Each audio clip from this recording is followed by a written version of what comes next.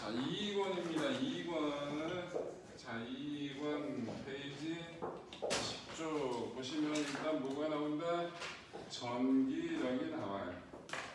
전기력은 일단 뭐냐? 전기력은 많이 들어봤잖아. 뭘 가진 전하를 띤 물체 사이에 작용하는 힘, 이게 전기력이에요. 자, 여기에 전하가 얼마를 띄고 있냐라고 나타내는 전하량은 Q라고 써요. 소문자를 쓰든 대문자를 쓰든 전하량 Q1, Q2 얘는 플러스 얘는 마이너스라고 합시다. 여러분들 다른 종류의 전하 사이에는 인력이 작용해요? 촉력이 작용해요? 인력, 끓인 자잖아. 당기는 힘이 작용합니다. 요 힘의 크기를 설명할 수 있어야 되는데 두 물체 사이의 거리는 R만큼 떨어져 있답니다. 그럼 얘가 얘를 당길 거예요. F1. 얘도 얘를 당길 겁니다. F2. 그런데 F1하고 F2는 크기가 같아요. 왜요? 얘들 아는 거예요. 아니까 물어보지.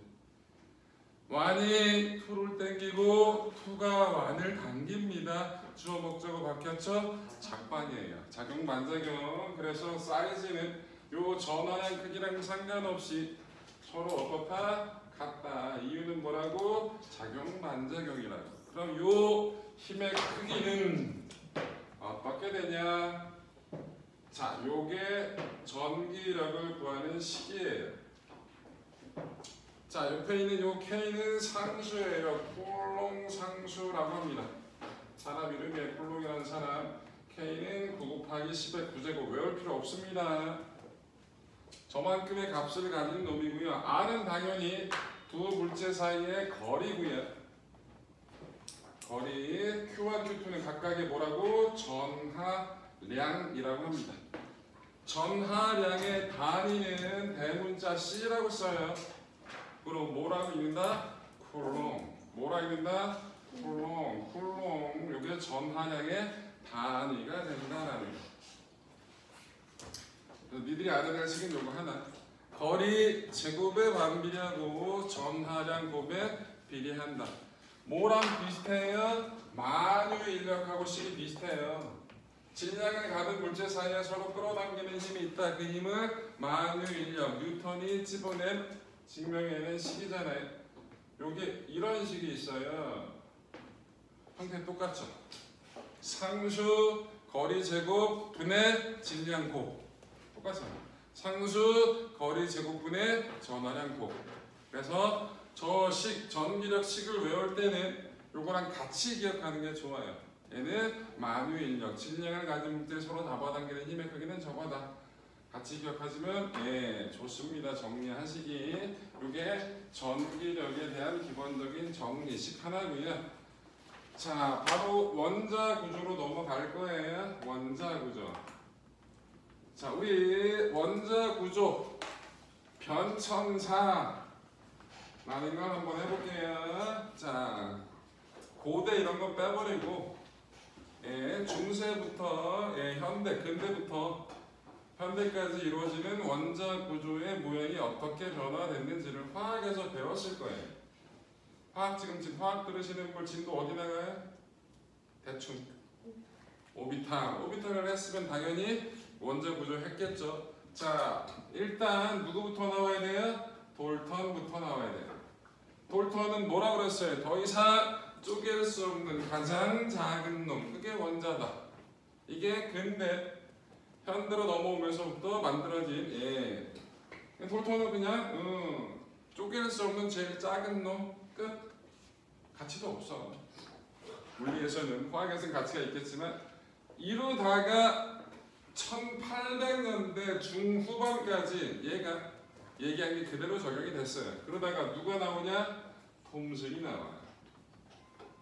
톰슨 여러분들 배웠을 거예요. 뭐 JJ 톰슨 뭐 이런 거 알 필요 없고요. 이 톰슨이 뭔 실험을 했다? 음극선 실험을 했다라는 걸 화학 시간에 배웠을 거예요.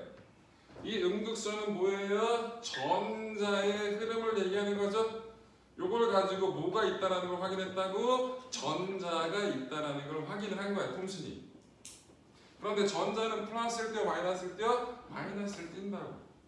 그런데 원자는 중성이야, 정기적으로. 그럼 뭐야? 마이너스를 띈 놈이 있으니까 그 마이너스랑 뭐가 합쳐져서 0이 될 만한 플러스를 띈 놈이 있어야지.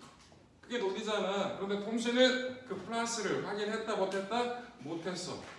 그래서 어떻게 했냐? 얘는 이걸 통해서 뭘 했다고? 전자, 마이너스를 띄고 있는 전자의 존재를 확인을 한 거예요. 그런데 원자는 중성이야. 그래서 아이씨 몰라. 일단 마이너스를 띈 알갱이가 있어. 전자가 있다고. 얘 전자야. 그런데 중성이 돼야 되잖아. 그럼 플러스를 띈 뭔가가 있어야 되는 얘는 그 플러스를 띈 뭔가를 알아? 몰라? 몰라. 그래서 에이씨 모르겠다. 그냥 바탕은 플러스야. 뭔지 몰라. 그런데 그 바탕에 플러스 바탕에 마이너스 알갱이가 콕콕콕 박혀있다. 마치 식빵에 건포도가 박혀있듯이. 요즘 식빵에 건포도 없나? 식빵에 밤이 박혀있듯이. 야, 네가 네. 아는 빵 중에서 뭐가 박혀있는 거 뭐 있어? 베이글. 베이글에 뭐가 박혀있냐? 건포도. 그래? 요즘 건포도가 박혀있는 빵이 아직도 있어? 베이글. 베이글이 그래? 네. 내가 아는 베이글은 건포도 없던데. 있는데요. 아, 건포도 베이글이 따로 있어? 아니 블루베리. 어휴, 이게 블루베리랑 건포도랑 구분을 못해. 비슷하게 생겼잖아요. 맛은 전혀 달라. 너 블루베리 좋아해? 네. 건포도는 싫어할 거야? 아이 먹죠 다요. 아, 넌 웬만하면 다 먹지. 아니에요. 야, 요 동네에 되게 유명한 빵집 있지 않냐? 런던 베이글. 빵집 이름이 런던 베이글이야? 아, 진짜예요. 별로 안 유명한데. 야, 런던 베이글 아시는 분? 너만 알아? 아니 진짜 유명한데. 아, 요 근처에 뭐 안스베이커도 유명하고 그 뭐야 요 빵집 유명한 거 있지 않아? 야, 너 아는 거 같아, 지원. 아니야? 제가 요리 뭐야? 누구 불러요? 뭐가 뭐라고? 요리 뭐야? 난 정확한 이름이 모르잖아. 그래서 그 올리브 콕 박혀 있는. 올리브 개 많이 들어있는 빵 그거. 그 치어바타? 그거 맛없어요.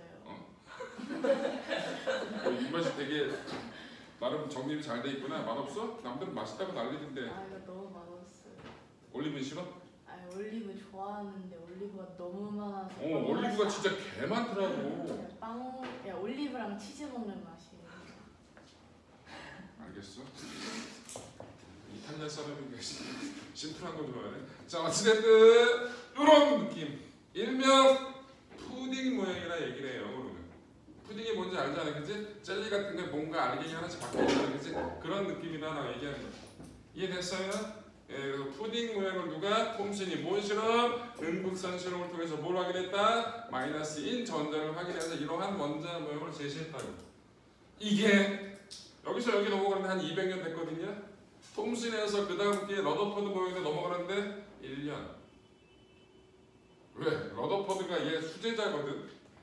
우리 스승님이 하신 원자 모양이 만든 걸 증명해야지.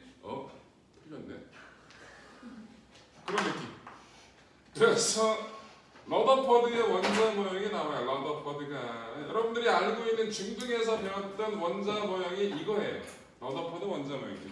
러더퍼드는 뭔 실험했어요? 알파 입자 산란 실험이라는 걸 했어요. 그죠? 알파 입자가 뭔지 아시는 분? 알파 입자는 헬륨 원자 핵이에요. 전자 두 개 떨어져 나간 헬륨 원자 핵. 이건 원자 번호구야. 요거는 질량수라는 거예요. 요거는 가스를 나타내는 거다. 이온. 그건 알지? 헬륨 원자 핵이 알파 입자야. 이 알파 입자를 가지고 쐈어. 금속을 얇게 펴가지고 쐈다고. 자, 톰슨이 얘기하기로는 전자가 있는데 전자는 질량이 개작아. 그리고 나머지는 대부분 어떻게 바탕이 뭔지 모르겠지만 플러스로 있다고 얘기를 했거든. 이 이론상 이해하면 이 알파 입자는 꽤 무거운 놈이에요. 알파 입자. 얘가 헬륨 원자핵인 건 나중에 하는 거예요. 근데 알파 입자는 꽤 무겁거든요. 그럼 이 톰슨 이론에 의하면 이 알파 입자를 쐈을 때 알파 입자를 튕겨낼 만한 놈이 있다 없다? 없다. 그래서 실험을 했는데 처음에 만든 줄 알았어. 왜? 만개를 썼거든. 99.999가 통과가 된 거야. 직진. 오, 맞네. 근데 말도 안 되게 한 서너 개가 말도 안 되는 각도로 튕겨나갔다고. 여러분들 뭐 튕겨나게 별거야? 그 느낌이 어떤 느낌이냐면 실제로 뉴욕타임즈 기사에 나왔던 건데요. 신문지 있어요? 팽팽하게 만들어놨어. 그리고 총을 빵 쐈어. 그 신문지가 총알을 튕겨내는 거 말이 돼 안 돼? 안 되잖아. 근데 튕겨낸 거랑 같은 그 정도로 말도 안 되는 케이스라고 이게 기분 나온 거예요. 그래서 이 러더퍼드 원자 모형에서는 뭔가 알파 입자를 튕겨낼 만한 놈이 있어야 돼. 그래서 뭐라고 얘기했다? 러더퍼드는 원자 핵의 존재를 확인한 거예요. 그래서 가운데 크기는 개짜가. 왜? 만기를 쐈는데 서너 개뿐이 안 맞았으니까 개짜가 놈이잖아, 그지? 크기는 개짜근데 질량은 얘가 다 가지고 있어. 그 주위를 뭐가 돌고 있다? 마이너스를 띄고 있는 전자가 원운동을 하고 있다. 마치 태양계에 태양을 중심으로 해서 나머지 행성들이 돌고 있듯이 가운데 원자 핵을 중심으로 전자를 돈다 라고 해서 이건 무슨 모형이라 불러요? 행성 모형이라 불러요. 여러분들 중등에서 배운 원자 모형이 이거잖아요. 가운데 원자 있고 그 주위를 뭐가? 전자가 돌고 있다. 이게 러더퍼드. 알파 입자 산란 실험을 통해서 확인한 저게 보다 행성 모형이 된다라는 거예요. 오케이. 근데 얘는 문제점이 있어요. 이 문제점은 러더퍼드도 안 왔어요. 근데 왜 발표했냐? 본인이 얘기했고 본인이 알게 된 건 여기까지야. 이 문제점은 누가 해결하겠지. 나의 가설, 나의 이론 여기까지. 이 문제점들은 누가 해결하겠지 라고 얘기해서 발표한 거예요. 자, 이 러더퍼드 문제점이 뭐냐? 이 당시에는 맥스웰이라는 사람이 전자기학을 완전히 뒷대상을 했어요. 그런데 뭐라고 얘기했냐? 전기를 띈 놈이 가속도 운동을 할 경우에 뭐가 방출된다? 빛이 방출된다. 전자기파가 발생한다라는 게 누구나 다 알고 있는 사실. 러더퍼드도 알고 있었어. 그런데 얘 뭐하고 있다고? 원운동. 원운동한다는 얘기는 방향이 바뀌는 거니까 이거 속도가 바뀌는 거거든요. 그럼 뭐 가속도 운동하는 거야? 전기를 띈 놈이 가속도 운동하니까 뭐가 빠져나온다고? 빛이 빠져나온단 말이야. 그럼 빛이 빠져나온다는 얘기는 그 전자가 가지고 있는 에너지가 줄어든다는 얘기지? 그럼 이 궤도를 유지할 수 있다 없다? 없다. 얘가 에너지가 줄어들면 결국 어떻게 원자핵하고 부딪힐 수밖에 없어. 이걸 또 계산을 해봤어. 0.0001초 동안만 유지돼. 곧 존재할 수 없다는 얘기야. 그래서 첫 번째 문제점이 뭐였다고?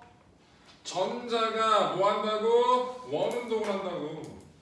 그럼 이 원운동을 한다는 얘기는 뭐예요? 가속도 운동을 하는 거거든요. 가속 운동을 하면 뭐가 발생한다? 전자기파가 발생한다고. 빛이 발생한다는 얘기가 전자기파. 그러면 궤도를 유지할 수 있다 없다? 없다. 이걸 설명을 못했어. 누가 하겠지. 두 번째, 이 당시에 수소 원자의 선 스펙트럼이 발견이 됐어요. 여러분들 스펙트럼이 뭔지 들어본 적 있죠? 중학교 2학년 때 배우잖아요. 선 스펙트럼, 원자를 구분할 수 있는 원자가 내는 특유의 색의 띠. 이게 선 스펙트럼이잖아. 수소 원자 선 스펙트럼. 여러분 선 스펙트럼이란 말은 수소 원자가 내보는 에너지는 모든 에너지를 다 방출하는 게 아니라 특별한 에너지만이 방출된다. 그 특별한 에너지가 쭉쭉쭉 선의 형태로 표현이 된다. 그게 선 스펙트럼이거든요. 그런데 여기서 전자기파가 빛이 방출돼 맞아. 그런데 이렇게 방출된 에너지는 모든 에너지가 다 나와야 되거든. 특정한 에너지만이 빠져나오는 건데 이 러더퍼드의 원자 모형 가지고는 이거를 설명할 수 있었다 없었다? 없었다. 이 현상을 설명이 불가능했다고. 이론적으로 물리는 어떤 자연현상이 생기더라도 그게 왜 저런 현상이 일어나냐라는 걸 논리적으로 설명할 수 있는 게 물리거든. 안 됐다. 문제점 2개. 이거를 한 방에 해결하신 분이 나와요. 천재. 누구? 보어를 왜 천재라고 해? 아인슈타인이랑 맞짱 떠서 말로 이겼어. 아인슈타인이 니들이 알고 있는 개천재잖아. 누구나 알고 있는 오죽 천재면 아인슈타인 우유에 아인슈타인 치즈에 별것이 이거 먹으면 똑똑해져 이딴 느낌으로 그 아인슈타인하고 맞짱 뜨신 분이에요. 보어는 뭔 개념을 했냐? 보어의 원자보형인데요. 자, 이게 양자가설 있고 진동가설 이렇게 얘기하면 너무 어려워. 그건 나중에 배우시고 시간 가는 거. 보어는 뭐라고 얘기하냐? 첫 번째, 요 두 가지가 문제점이라고 그랬잖아요. 두 가지가. 이 두 가지 문제점을 보어가 해결한 거거든. 자, 보어는 뭐라고 얘기했냐? 일단 보어 원자모형은 가운데 원자가 있는 거 맞아요? 근데 전자가 돌긴 도는데 특정 궤도에서만 돈다. 전자가 도는데 특정 궤도, 전자 껍질이라고 해요. 특정 껍질에서만 돈다. 그 특정 껍질에서 전자가 원운동을 하면 전자기파가 발생하지 않는다. 여기서의 느낌은 뭔 개소리야. 약 파는 거 같잖아. 이 약 먹으면 다 나. 모든 병이 다 나. 믿겠냐? 증명을 해줘야 될 거 아니야. 증명했어요. 정상파 이론이라고 하고 물질파 이론을 통해서 특정 궤도에서 전자가 원운동할 때 외부로 전자기파가 발생하지 않는 걸 물리적으로 증명을 해버린 거예요. 저는 그 얘기를 지금은 못 해드려요. 왜? 니들 수준이 낮았어. 물질파 이론 배워야 되고 정상파 이론 배워야 되는데 막 이것만 2시간 3시간 설명해야 된다고. 나중에 배우시면 돼요. 어쨌든 그냥 약한 게 아니라 얘는 물리적으로 증명을 해버린 거야. 그래서 특정 궤도에서는 원운동을 하더라도 전자기파가 발생한다 안 한다? 안 한다라는 걸 증명을 해버렸어요. 첫 번째 껍질은 그래서 무슨 껍질이라고 불러서 이 부호는 K 껍질. 두 번째는 알파 곱순이야. L 껍질, M 껍질, N 껍질 루룩 나온 거야. K 껍질을 다른 말로 N 이퀄 1. 첫 번째 수가 1인 N 이퀄 2 이렇게 얘기하면 되는 거예요. 특정 궤도에서 전자가 돌고 있으면 그 전자는 에너지를 방출한다 안 한다? 안 한다. 그래서 그 원자 상태로 유지가 가능하다라는 걸 얘기를 했고요. 그 특정 궤도들마다 에너지를 가지고 있다. 궤도의 에너지. 그 에너지 값이 요겁니다. 마이너스 n 제곱분의 화학에서는 1312로 배워야 물리에서는 1312가 아니라 13.6이에요. 단위가 달라서 그래. 일렉트릭 볼트 퍼 몰인데 단위 중요하지 않아. 이건 상수예요. 궤도들마다 특정한 에너지가 정해져 있다. 그 특정 에너지 값을 가지고 있는 건데, 자 여기다 E1이 얼마인지 한번 써볼게요. E1 얼마예요? 마이너스 1분의 13.6이에요. E2 한번 써볼게요. 마이너스 4분의 13.6이고요. E3는 마이너스 9분의 13.6이에요. 아니 빼자. 여기 차이 얼마예요? 차이? 어떤 게 커요? E1이 커요? E2가 커요? E1. 뭐라고요? E1. 음수 안 봐? 아, E2. E2가 크죠? 요 차이 얼마예요? 대충 얘기하면 4분의 3 곱하기 13.6 아니야? 13.6을 4로 나누면 얼마야? 한 10점 몇? 10.2. 요 차이. 대충 10.2.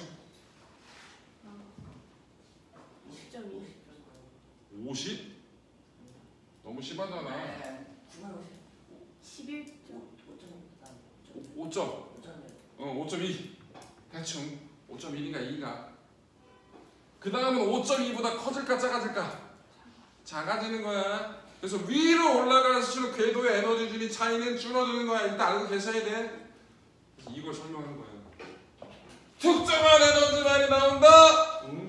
얘네 특정한 에너지만 가지고 있잖아. 요 차이에 해당하는 값이 수소 원자 선 스펙트럼에 나오는 값의 에너지랑 똑같다는 걸 계산해서 증명해버린 거예요. 천재. 끝난 줄 알았어. 근데 이 보어 원자 모양은 전자가 하나일 때는 다 들어봤거든. 전자가 2개, 3개 되잖아. 안 맞아. 응? 뭐지? 그래서 오비탈의 개념이 나온 거예요. 현대 원자 모형인 오비탈은 왜 사람 이름이 안 붙어? 여러 사람이 공헌했거든. 뭐 하이젠베르그라든지 파울러라든지 보론이라든지 등등 많은 슈레딩거라든지 많은 인간들이 얘기해서 그 이론을 접목시킨 거야. 그래서 현대 원자 모형을 뭐라고 한다? 오비탈. 오비탈이 화학 시간에 배웠죠. 뭐예요? 원자핵 주변에서 전자가 발견될 확률 분포. 여기 오비탈이거든. 그래서 현대 원자 이론에서는 원자핵이 있고 그 주위를 전자가 돌 수도 있고 안 돌 수도 있어.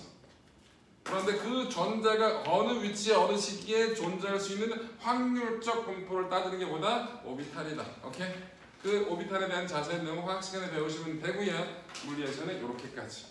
그래서 보어가 뭐라고 얘기했다고? 원자핵이 있고 그 원자 주변에 전자가 돌고 있는데 그 전자들은 뭐? 아무 데서나 도는 게 아니라 특정 궤도에서만, 특정 껍질에서만 돈다. 그 특정 껍질은 특유의 뭘 갖는다? 에너지 값을 갖는다. 그 에너지는 이렇게 표현이 된다. 숫자는 몰라도 돼요. 이 숫자는. 근데 요거 식은 마이너스 n제곱분의 1이라는 것 자체는 기억을 해야 된다는 거. 오케이.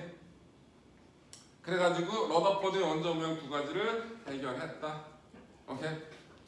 자.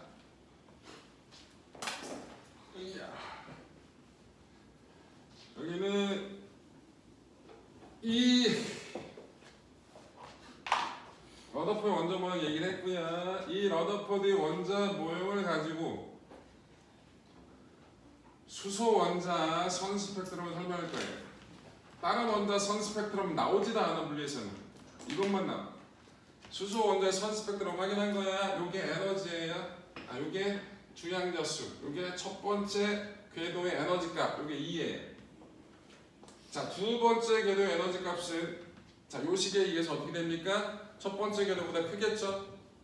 세 번째 것도 커질 거예요. 2보다. 그런데 요 차이보다 2하고 3의 차이가 어떻게 줄어들었죠? 그럼 간격이 조금 줄어들어야 돼요. 여기 n 이퀄 3. 4는 더 줄어야 돼. 4. 5는 더 줄어야 돼. n 이퀄 5. 점점점점점 무한대. 여러분 n에다 무한대 집어넣으면 값이 에너지 값이 얼마예요?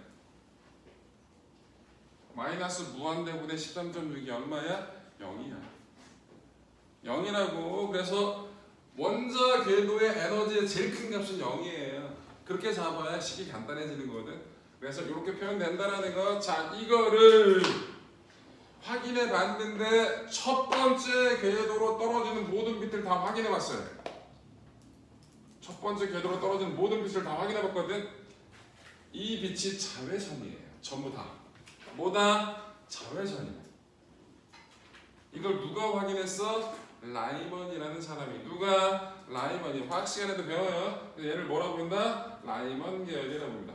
어디서 떨어지든 상관없이 다 어디를 떨어질 때? 첫 번째 궤도로 떨어질 때 모든 빛이 다 뭐다? 자외선이다. 그럼 거꾸로 바닥에 있던 첫 번째 궤도에 있던 놈이 다 다른 궤도로 올라갈 때 흡수하는 에너지는 다 뭐다? 자외선이야. 오케이? 무슨 계야? 라이먼 계열. 시험에 잘 나오는 거니까 기억해야 돼. 두 번째 궤도로 떨어진 놈을 확인했어. 누가?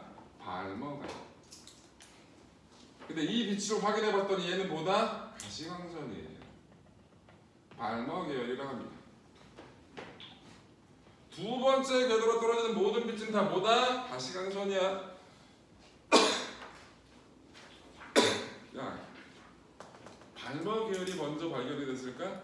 라이먼 계열이 먼저 발견이 됐을까? 발머. 왜? 가시광선은 눈에 보이잖아.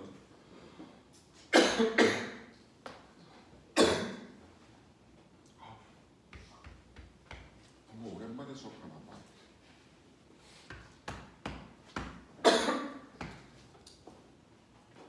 목소리 줄여야지. 왜 흥분하는 거야?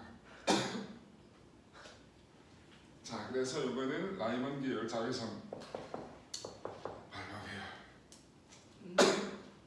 가시광선 뭐라고? 발목이에요.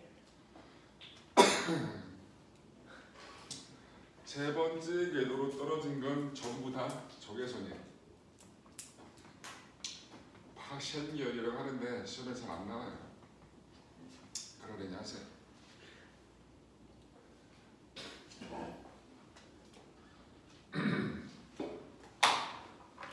여기에 니들이 또 알아야 되는 식이 하나 더 있어요.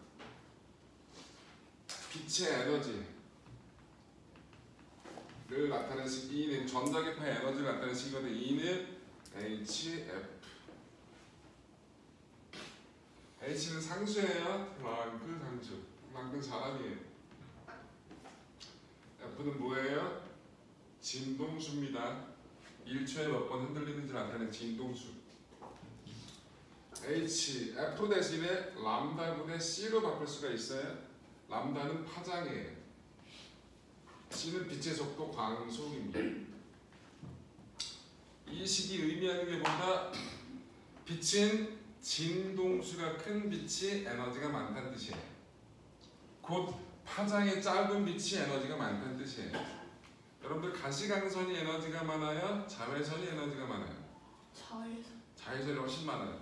이게 헷갈리면 내 눈에 누가 빛을 비칠 거래. 가시광선, 자외선 둘 중에 하나 고를 거래.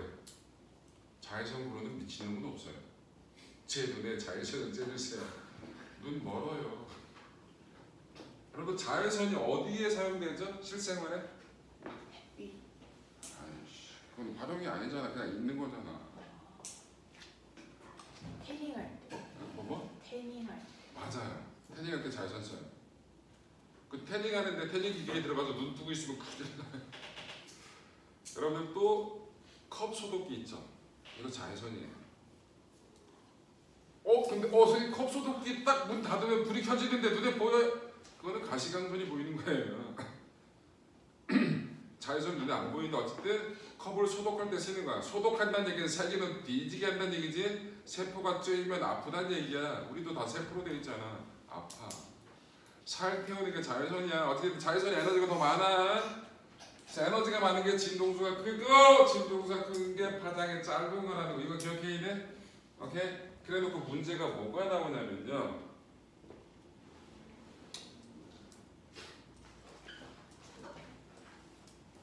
라이만 계열 중에서 에너지가 제일 많은 것 그놈의 진동수 F1이라고 하고, 발머 계열 중에서 에너지가 제일 적은 것 그놈의 진동수 F2라고 할 때 F1과 F2의 비율이 몇 대 몇인지를 구하는 게 문제예요. 이게 제일 어려운 문제예요. 물리에서. 화학에서도 이런 문제는 잘 나와요. 자, 이 식 쓰고 이 식을 쓰는 거예요. 두 개 합쳐서. 자, 볼게요. F1은 어떻게 구하는 거냐? F1은 라이먼 결인데 에너지가 제일 많은 거예요. 그럼 어디서 어디로 떨어진 놈이에요? 무한대에서 첫 번째 궤도로 떨어진 놈이죠. 그러면 이 무한대에서 E1이 HF1이에요. 그럼 요 값은 얼마예요? 이 무한대는 0이에요. 빼기 마이너스 1제곱분의 n. n이라고 쓰면 안 되지. 상수니까 그냥 k라고 쓸게요. 2제로라고 쓰자. 2제로라고 쓸게요. 이렇게. 이게 HF1이에요. 그럼 F1은 얼마예요? H분의 2제로예요. 맞죠? 자, F2 구해볼게요. F2는 어디서 어디로 떨어진 거예요? 발머 계열 중에서 에너지가 제일 적은 놈이니까 3에서 2로 떨어진 놈이겠죠? 그럼 뭐라 쓰면 돼요? 2, 3 빼기 2, 2가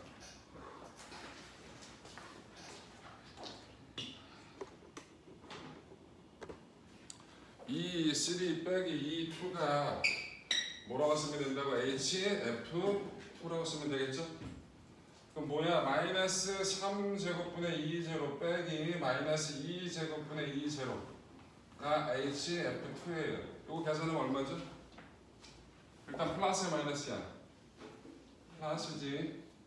얘 4, 9, 얘 9니까 통분하면 얼마야? 36이지. 36에서 9에서 4 빼니까 5. 맞아? 그럼 36H 분의 5, 2, 0.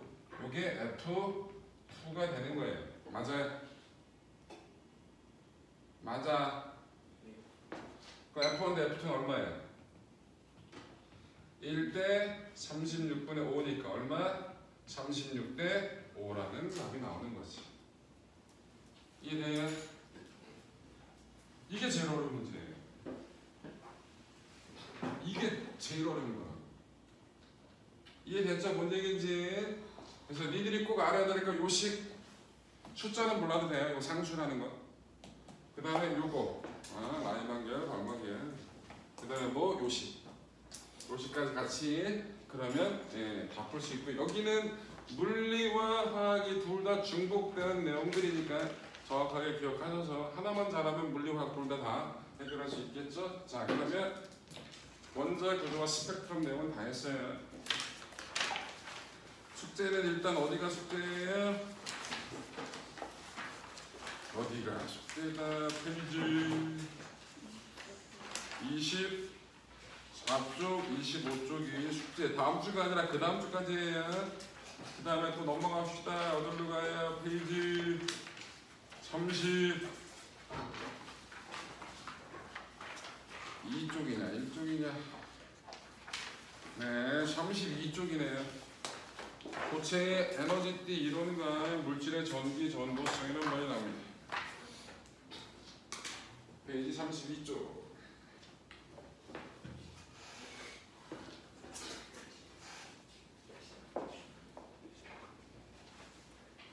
페이지 32쪽. 자, 일단 뭐가 나오냐? 고체의 전기적 특징 해놓고 오음의 법칙이 나옵니다. 자, 오음의 법칙은 여러분 중국에서 배웠던 거잖아요, 그죠? 오음의 법칙 뭐예요?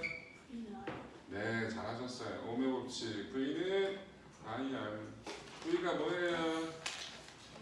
전압. 전압은 단위가 뭐예요? 볼트. I는 뭐예요? 전류. 단위가 뭐예요? 암페어. R은 뭐예요? 전기 저항. 단위가 뭐예요? 옴. V는 IR, I는 R분의 V, R은 I분의 V. 여러분들 저항을 연결할 때 두 가지 방법이 있죠. 직렬 연결과 병렬 연결. 저항 연결해서 여기는 없지만 간단하게 정리할게요. 자, 직렬 뭐가 일정해요? 그렇죠. 이건 까먹으면 큰일 나요. 전류가 일정합니다. 병렬에서는 뭐가 일정해요? 그렇지, V가 일정하다. 이거 까먹으면 큰일 나요. 여러분들 직렬 연결되어 있을 때 전체 점은 어떻게 구해요? 그냥 더하죠. 병렬에서는 어떻게 구해요? 뒤집어서 더한 다음에 뒤집는 거예요. 그걸 이렇게 표현하는 겁니다. 이렇게. 요거 통분하면 어떻게 돼요? R이 R1 플러스 R2분의 R1 곱하기 R2죠. 그래서 모분의 모, 합분의 곱. 두 개짜리는 합분의 곱을 하는 게 제일 편해요. 병렬 연결되어 있을 때 전체 저항 구하는 방법 이렇게 된다는 거. 오케이? 자, 또 중학교 때 뭘 배웠냐면 저항을 만들 때 굵기를 굵게 만들면 저항이 커져요, 작아져요? 작아져요. 길이를 길게 만들면 저항은 커지죠. 그걸 식으로 쓰는 게 요거예요. 얘는 비저항이에요. 물질 특징 중에 하나인데 일반적으로 도체는 비저항이 커요. 미안해, 작아요. 부도체는 비저항값이 커요. 뭔 소리야? 여러분 도체가 뭔지 알죠? 전기가 잘 통하는 물질. 그놈은 비저항이 작아요. 그럼 비저항은 물질의 특징 중에 하나인데 비저항이 크면 저항이 크다는 얘기라. 전기가 안 통한다 그 뜻이야. 물질 특징에 따라 다른 거. S는 뭐예요? 스퀘어. 뭐? 면적. L은 뭐예요? 랭스. 뭐예요? 길이. 그래서 저항은 면적에 반비례합니다. 길이에 비례합니다. 오케이. 그래서 중등 내신에 이따위 문제가 나와요. S고 L이에요. 이거 시험 보신 분들, 요번에 시험 봤냐? 2학년들. 얘 저항이 아니었어요. 이놈을 내가 가져다가 잡아 당겨서 길이를 몇 L로 바꿨어? 2L로 바꿨어요. 그럼 이놈의 저항은 기존 저항보다 몇 배 커졌는지를 물어보는 게 문제입니다. 이거 중학교 내신 문제예요. 몇 배예요? 2배라고 얘기해. 중등 내신도 틀리는 거잖아. 여러분들 길이를 2배로 늘렸어. 굵기가 그대로일까? 엿을 평생 처먹어 그러면 주 잘라 먹어 막 당기는데 굵기가 그대로면 평생 처먹는 거야. 우와 씨. 금도 그러면 되지. 돈 벌기 개싫어. 당연히 면적이 얼마나 돼요? 반으로 줄. 부피가 안 변하는 거지. 그러면 강준아 저항은 몇 배 됐을 것 같아? 29그 얘기인데 2분의 1 아니 하나씩 나눠 얘야. 이게 이렇게 됐어 얘야. 굵기가 굵어졌어 얇아졌어? 얇아졌어. 그럼 정이 커져 작아져? 커져. 커져. 길이가 길어졌어 짧아졌어? 길어졌어. 그럼 정이 커져 작아져? 이거에서도 커지고 이거에서도 커진 거야. 그럼 몇 배? 4배. 그래서 4배. 이거 중학교 내신이에요. 안 나왔는데. 학교 수준하고는 요즘 전기 회로 문제가 개쉽게 나오긴 해. 회로 저항 몇 개 연결한 것까지 나왔어? 2개? 3개? 아니 연결한 거 안 나왔는데요. 학교야? 뭐가 나왔어? V가 10V다, R은 2ohm이다, I는 얼마인가? 5 이런 거 진짜? 그거 나왔어. 쉣. 와 진짜 쉣이다. 그림도 안 주고 이제 이 전기 회로가 있다. 저항 몇이고 아니 저항이 몇이고. 그림도 안 줘? 숫자만 떼깍떼깍 주고. 그래 그 계산 이거 지금 그냥 나와? 아니 너무하잖아. 와씨 이런 거 나오면 큰일 나겠네. 시험이 너무 어려워요. 저희 학교 왜 이래? 와씨 아니 영어는 어렵게 내면서 과학은 개쉽게 내. 영어도 쉬웠게 됐어. 니네 학교는? 예성 왜 그래? 국어가 겁나 어려웠어요. 국어만? 수학이랑 국어 수학. 국어 수학. 아니 영어 수학만 어렵다는 게 얘네 국어는 또 알겠어. 하지만 저는 A죠. 여기 대부분 A야. 그러니까 A 애들만 주로 다니고 아닐 수도 있어요. 아닌 애들도 있어. 반자 당연히. 난 심지어는 국어 88이에요. 뭐라고? 심지어 국어 88. 맞아요. 재원이 국어 88점. 이 자식들은 무슨 말만 하면 신재원이 얘기해.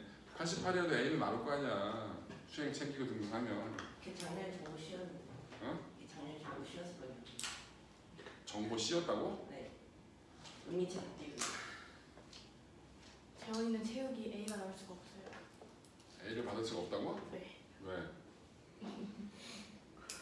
봤으니까. 몸뚱이가 이상해?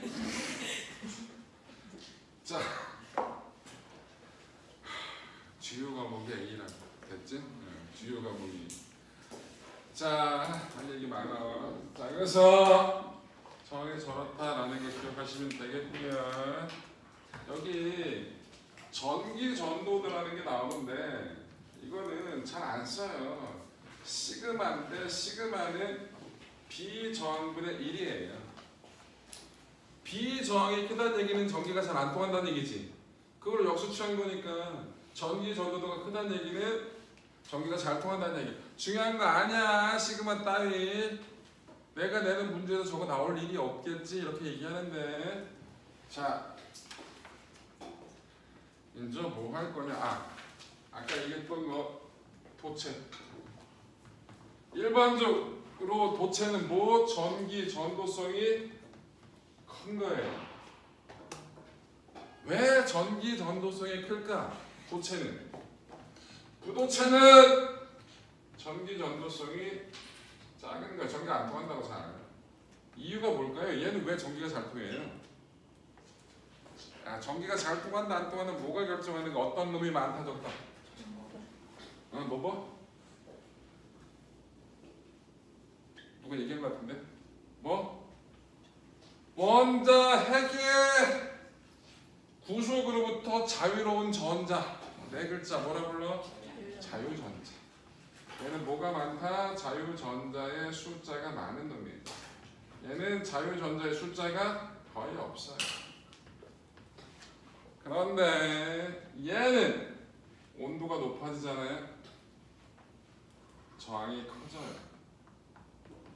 얘는 온도가 높아지잖아요. 저항이 오히려 작아져요. 아이씨 똑같은 짓은 커진다고 씨. 아니 똑같이 온도를 높였는데 왜 도체는 저항이 커지고 부도체는 왜 저항이 작아지냐고. 이유가 뭐냐? 여러분들 온도가 높아지면 배웠죠? 입자 운동이 활발해져요. 그럼 전자가 슝 지나갈 건데 원자핵이 많이 흔들리고 있어. 그럼 통과하기 쉬워 어려워? 어려워. 그래서 뭐 쉽게 얘기하면 원자핵과의 충돌이 많아져요. 그러니까 통과하기가 어렵죠. 그게 뭐야? 온도가 높아지니까 여기도 원자핵이 흔들리잖아, 그치? 근데 왜 전기가 오히려 잘 통하냐고. 얘는 뭐라 그랬어요? 전자가 적다 그랬지, 자유전자가.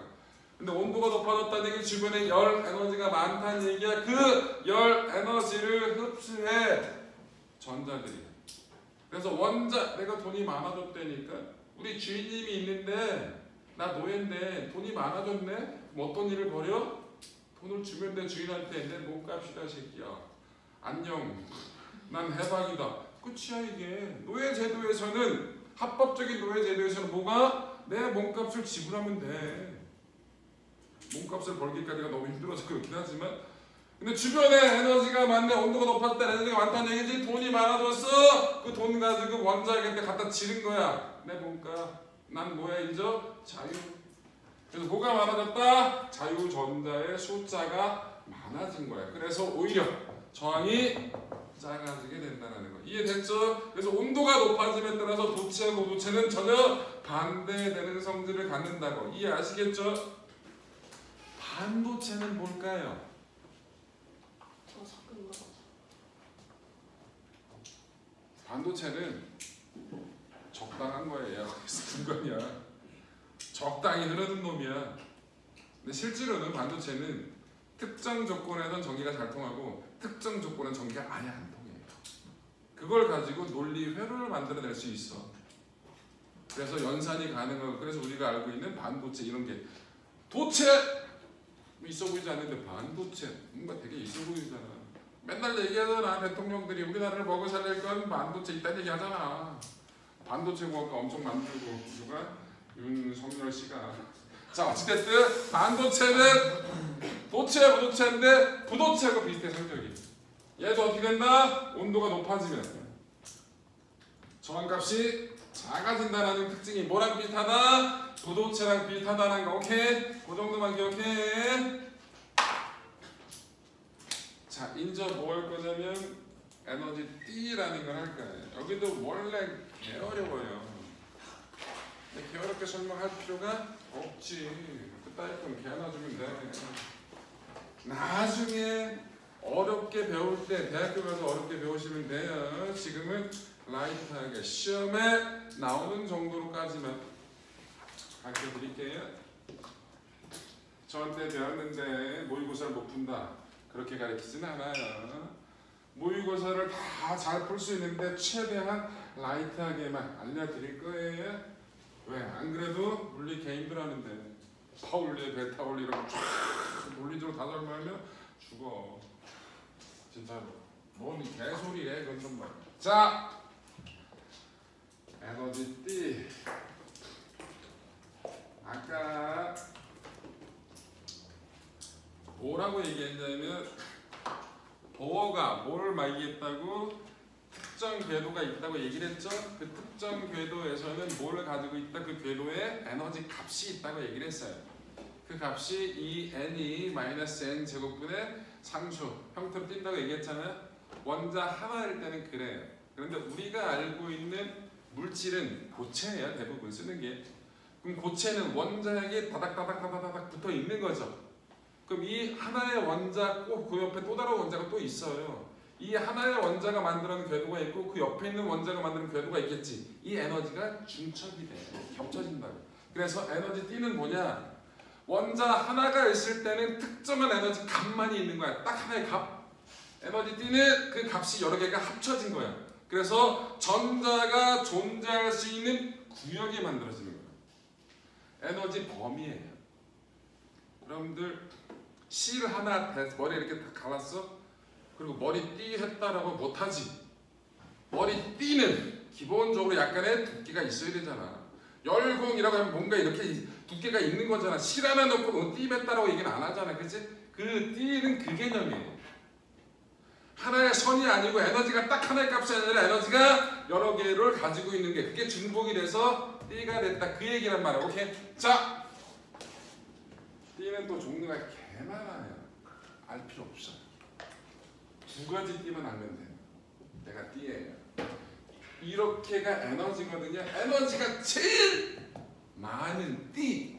얘를 전도띠라고 합니다. 그 다음에 에너지가 조금 적게 가지고 있는 부분. 이게 전도띠예요. 전도띠보다 에너지가 작은 이 부분. 요거를 원자가띠라고 해요. 이 밑에 또 다른 띠들도 있거든요. 알 필요 없어. 또 다른 띠는 거 몰라도 돼. 중요한 건 요 에너지 구역을 T라고 하는 거, 요 에너지 구역을 T라고 하는 거, T와 T 사이에 전자가 존재할 수 없는 거. 이 부분은 뭐라고 한다? T 틈. 다른 말로 T 간격. 원래 T 간격이라고 불렀다. 이 간격도 우리말로 바꾼 거야. 틈. T 틈, 그러면 T 간격. 여러분들 전자는 어디에만 존재할 수 있다? 여러분 얘기했잖아. 보어가 특정한 에너지 궤도에서만 전자가 존재한다 얘기했죠? 근데 그걸 구역으로 나눠버린 거야. 구역으로. 그래서 전자는 T에만 존재해. T 틈에는 전자가 존재할 수 있다 없다? 없다. 자, 이거를 아까 도체는 전기가 잘 통하는 물질이지. 자유전자가 많았다 있다 얘기했잖아. 이거를 이 이론으로 얘기하면 뭐라 얘기하냐? 이 전도띠에 있는 전자들을 자유전자라 불러요. 전자가 전도띠에 있으면 뭐라 본다고? 자유전자라 불러요. 전자가 원자가 띠에 존재해. 그 전자를 뭐라 불러? 원자가 전자라 불러요. 원자가 전자란 말 어디서? 화학 시간에 배웠어? 안 배웠어? 안 배웠어?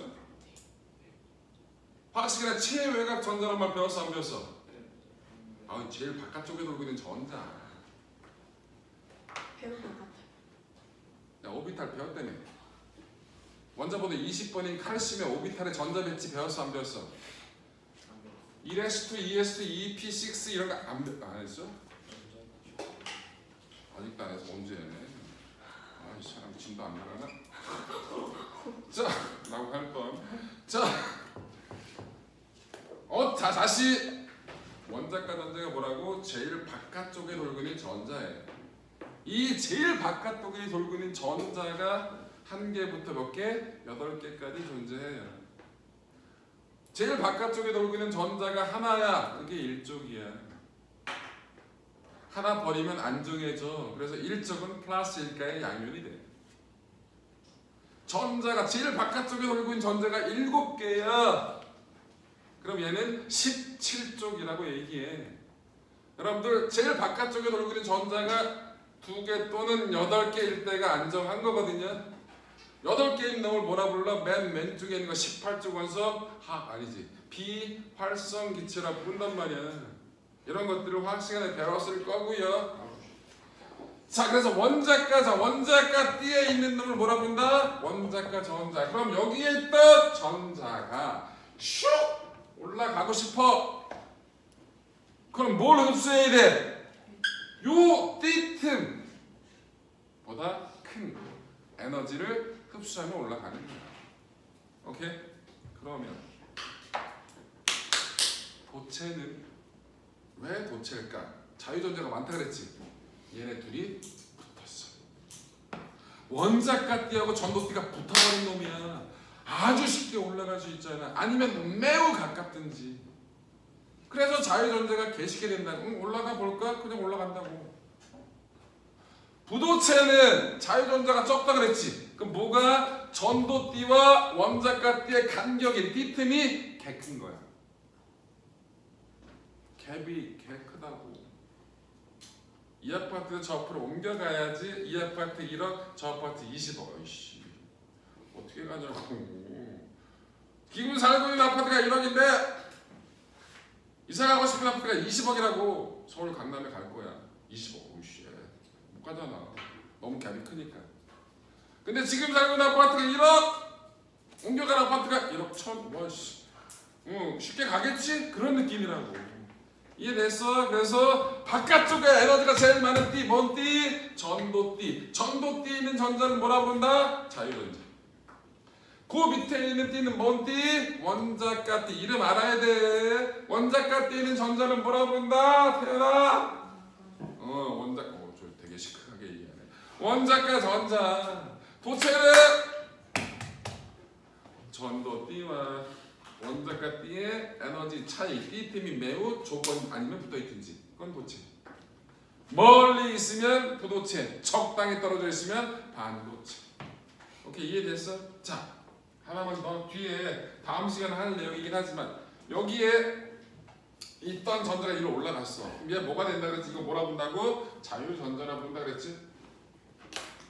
근데 여기 원래 전자가 있었는데 일로 올라갔으면 여기가 뭐가 돼요? 원래 중성이었는데 얘가 마이너스가 빠져나가서 여기가 뭐처럼 보여? 플러스 구멍처럼 보여. 이걸 뭐라고 본다? 양거. 이건 말 그대로야. 플러스 구멍이란 뜻이야. 공이 구멍 공짜야. 공짜가 쓰는 말이 뭐가 있냐? 공간. 공간도 많고 뭐 천공, 창공, 몽공, 창, 상, 상공. 그러니까 상, 공. 어? 공. 상공, 윗구멍이야?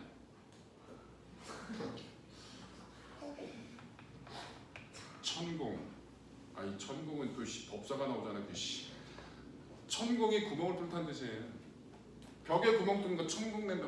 어쨌든 구멍 공짜야. 양거. 나중에 다음 시간에 다이오드 할 건데 자유전자 양극이 되게 중요하거든요. 그때 할 겁니다. 자, 그러면 요 내용은 다 했어요.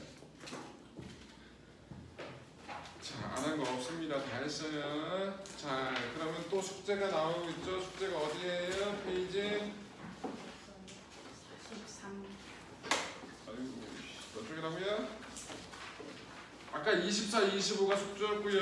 그 다음에 또 어디가 숙제라고? 30, 40, 이쪽 43쪽이 숙제가 되겠습니다. 이해되셨죠? 요거 언제까지 숙제라고? 다음 주 아니야. 다음 주는 기본적으로 뭐 할 거라고? 리뷰, 1권 리뷰 해주고 분기고사 볼 거고, 그 다음 주 5월 17일날 숙제가 그거라는 거 이해됐죠? 자, 고생하셨습니다. 끝낼게요.